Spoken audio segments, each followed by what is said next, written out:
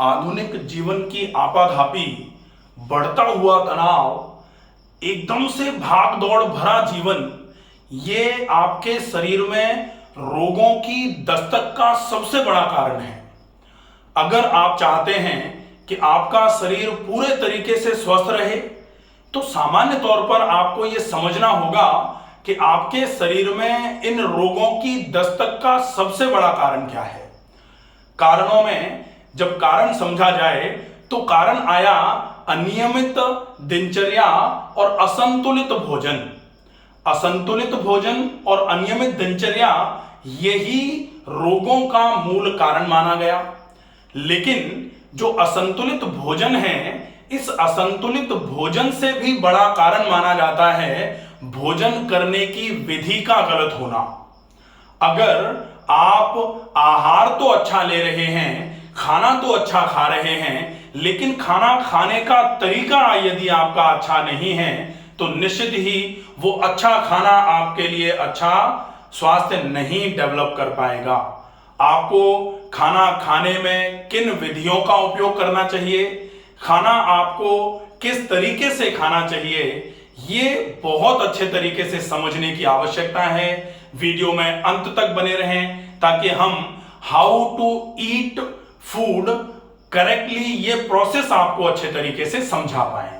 अगर आप चैनल पर नए हैं तो प्लीज इस चैनल को सब्सक्राइब जरूर कर लीजिए ताकि भविष्य में जो भी वीडियोस बनाए जाएं उनके नोटिफिकेशन आप तक पहुंचते रहें। सबसे पहले हम देखें, गीता जी में भगवान श्री कृष्ण जी ने एक बहुत अच्छा श्लोक बोला, और श्लोक था युक्ताहार विहारस्य युक्त चेष्टस्य कर्मसु युक्त स्वप्नावबोधस्य योगो भवति दुःखः। इसमें जो पहले नंबर पर है युक्ताहार विहारस्य, अगर हम सिर्फ इतना ही ले लें तो इसके बाद में हम जोड़ सकते हैं युक्ताहार विहारस्य सर्व स्वास्थ्य रक्षणम।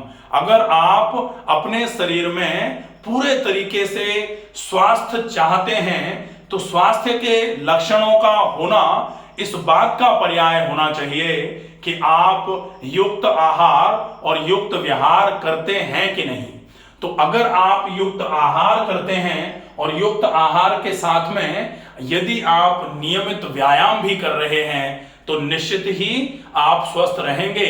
लेकिन यहां पर युक्त आहार की जब बात आती है तो युक्त आहार में सिर्फ ये नहीं है कि आपको क्या खाना है, तो आपको क्या, कब, कितना, और सबसे ज्यादा इंपॉर्टेंट है कैसे खाएं। मतलब क्या खाएं, कब खाएं, कितना खाएं और कैसे खाएं। अगर आप इन चारों चीजों का फॉलोअप करोगे तब जाकर के युक्त आहार पूरा होगा। और ये तो सिर्फ वो आहार है जो आप मुंह में डाल रहे हैं। आहार क्या होता है, यदि इंद्रियों पर जाया जाए तो जो मुख में जीवा से रस के रूप में अंदर पहुंचाया जा रहा है वो रस आहार है।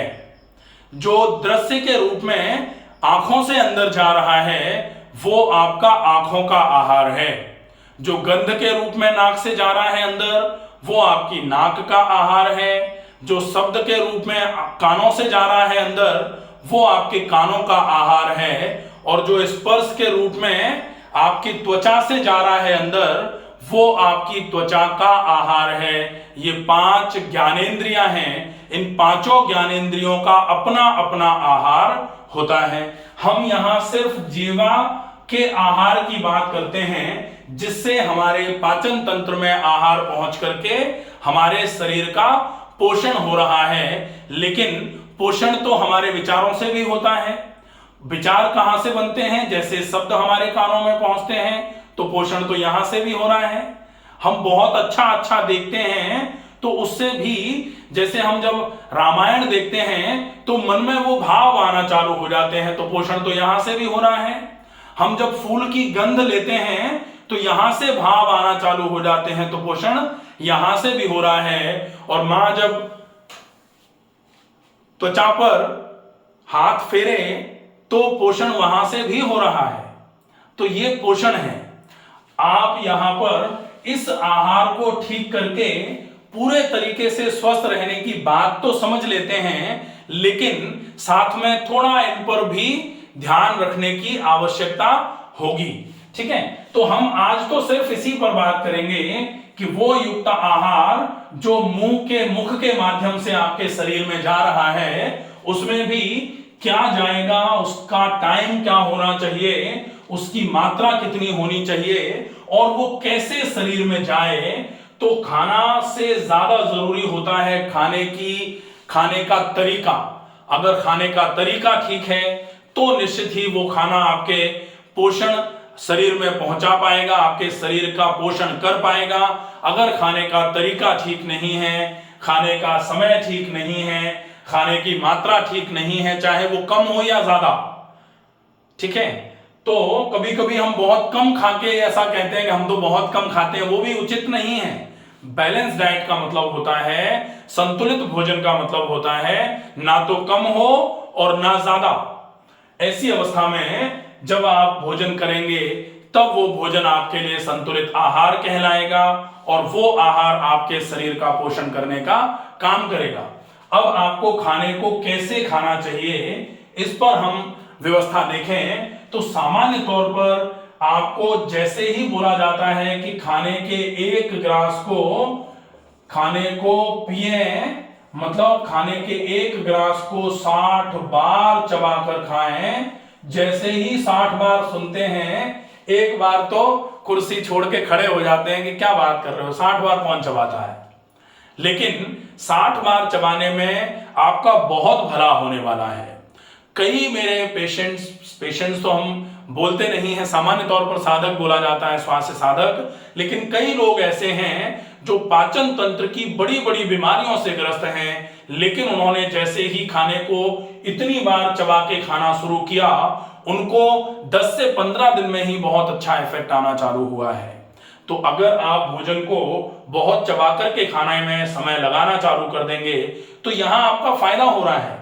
आप यहां अगर 20 मिनट ज्यादा लगा देते हैं, 10 मिनट में तो आप खाते ही होंगे कम से कम, इससे कम तो क्या खाएंगे, 5 मिनट में खा लेते होंगे। तो अगर 5 मिनट में खा लेते हैं माना कि, तो आप 20 मिनट और ज्यादा लगा दो, 25 मिनट कर दिया आपने। 25 मिनट में एक बार भोजन करेंगे आप, तो आप सवेरे सवेरे जो मोशन जाने में घंटों का समय व्यर्थ करते हैं, उसमें से समय निकलना चालू हो जाएगा, ये गारंटी है। और पेट हल्का होगा वो अलग, नींद बहुत अच्छी आएगी वो अलग। जो आप 9 घंटे 10 घंटे की नींद में भी फ्रेश फील नहीं कर पाते हैं, वो 6 घंटे 7 घंटे की नींद में फ्रेश फील करेंगे आप। वो आपका बाय प्रोडक्ट होगा खाने को चबा के खाने की वजह से। इतना फायदा होता है इससे। तो ये चबाकर खाया जाए खाना बहुत आवश्यक है।